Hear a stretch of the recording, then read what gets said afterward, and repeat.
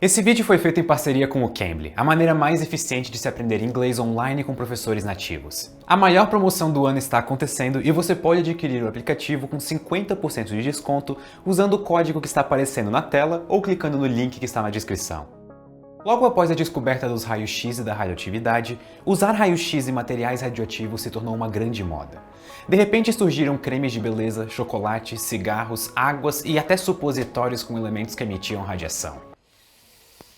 Até médicos, quando precisavam olhar dentro da sua cabeça, faziam radiografias e depois de semanas, viam seu cabelo cair, o que era um pouco suspeito, pra falar a verdade. O principal problema naquela época é que não havia nenhum controle de intensidade e de exposição. Nós estávamos no começo da era do uso da radiação para fins medicinais, então as pessoas ainda não entendiam muito bem qual era a dose máxima que o ser humano podia absorver. A radiação ionizante se torna perigosa conforme ela é absorvida pela matéria que compõe um ser vivo. Mas mesmo parecendo ajudar em inúmeros casos, conforme os efeitos negativos da radiação se tornavam evidentes, ficou mais claro que, embora raio-x e núcleos radioativos sejam extremamente úteis, eles devem ser usados com cuidado. Atualmente eles são muito usados no diagnóstico de doenças, no tratamento de câncer, em usinas nucleares e na datação de materiais antigos. Mas a pergunta é, por que radiação ionizante, algo que não podemos sentir o gosto, cheiro ou ouvir, é perigosa? Por que ela mata e quais são seus efeitos no corpo humano? Eu vou começar respondendo isso falando antes sobre o que é radiação.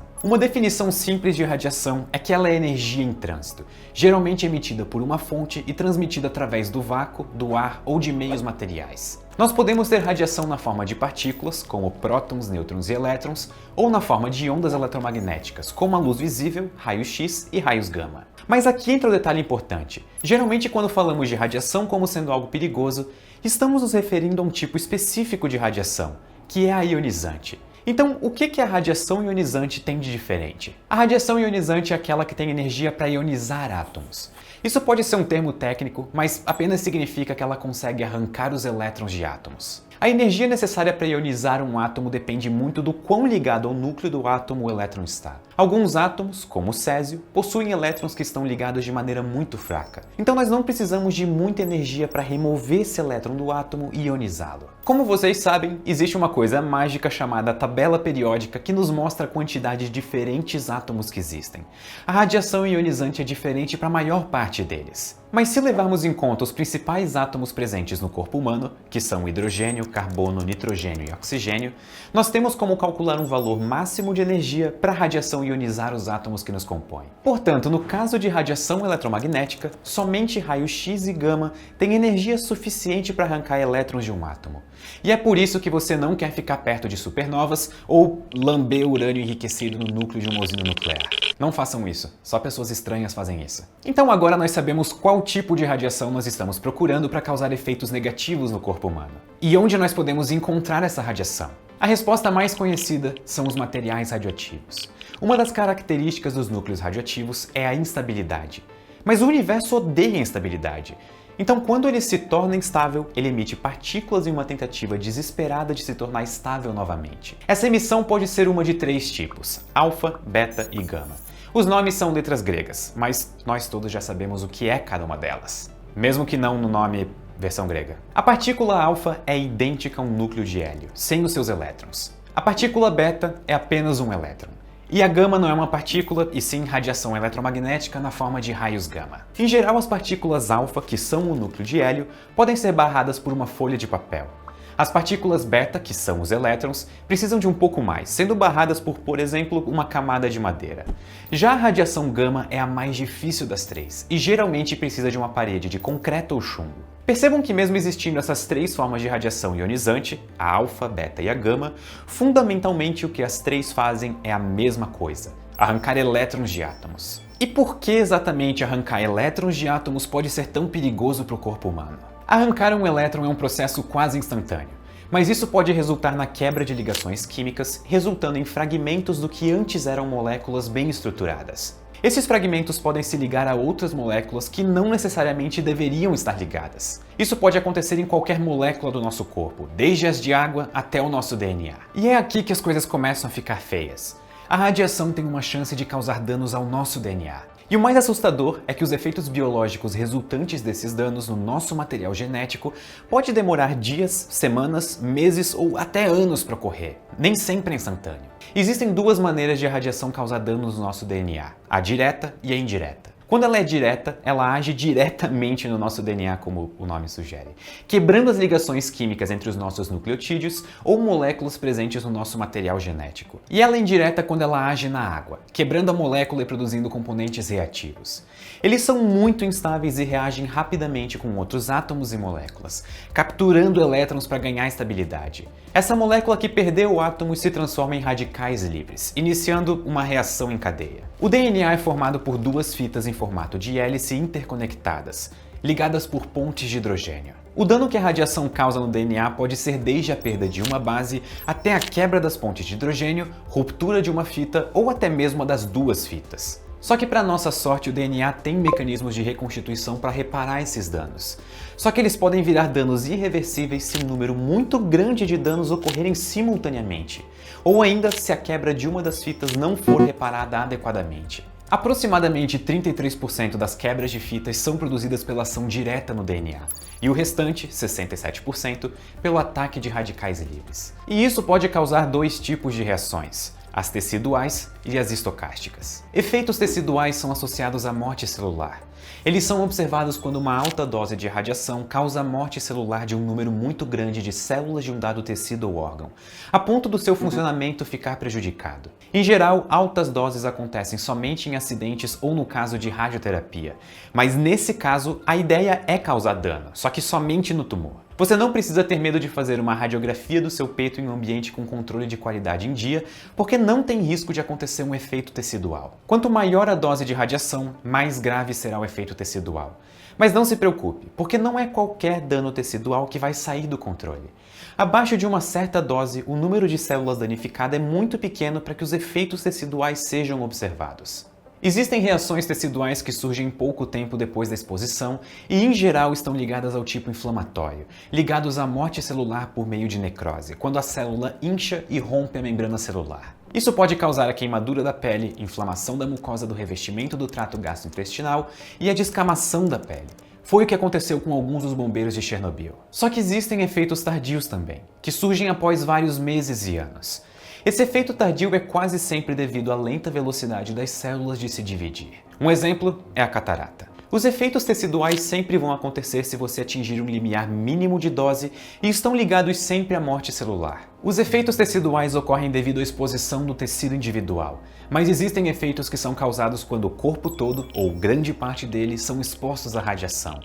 Esse efeito é o que se chama de síndrome aguda da radiação. Essa síndrome corresponde a um grupo de subsíndromes ocorrendo em estágios através de um período de horas até semanas após a exposição. A unidade de medida que utilizamos para a radiação absorvida é o Gray, abreviado para um GY.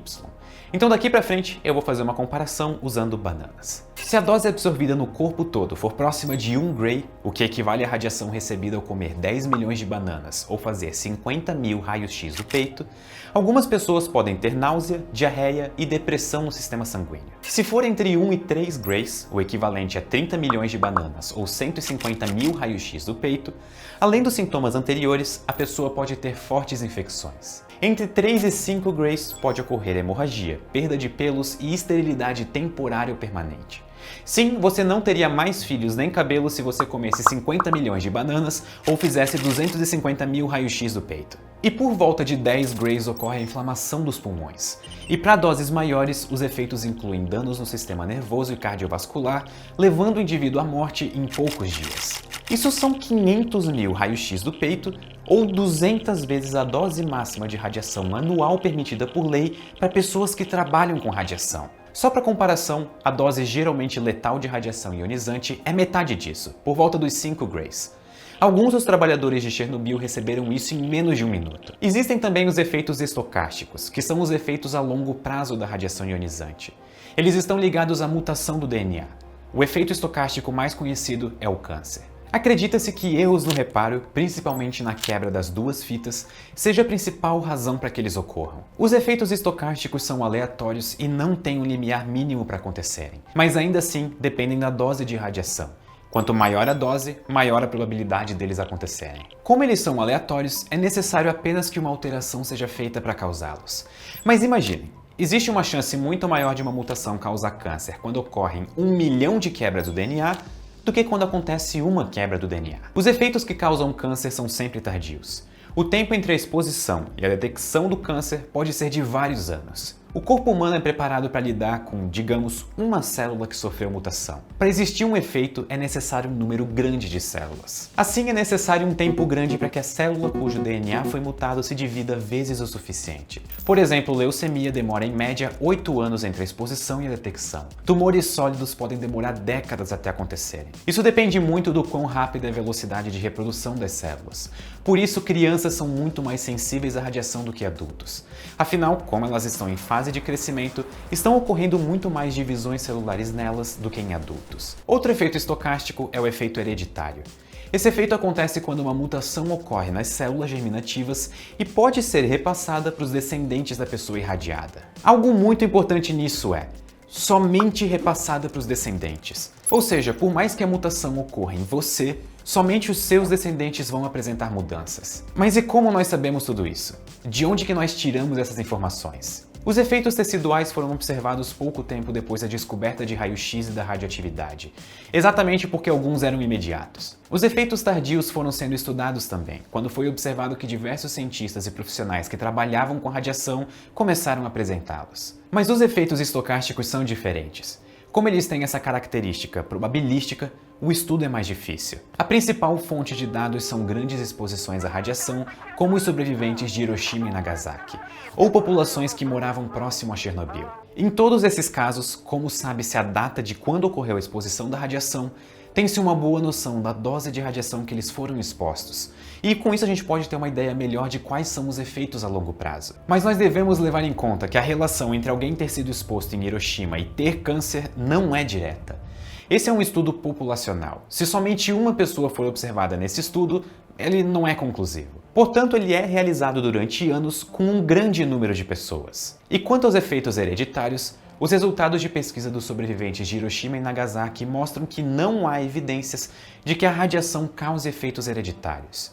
No entanto, em estudos em plantas e animais existem sim fortes evidências de que a exposição causa efeitos.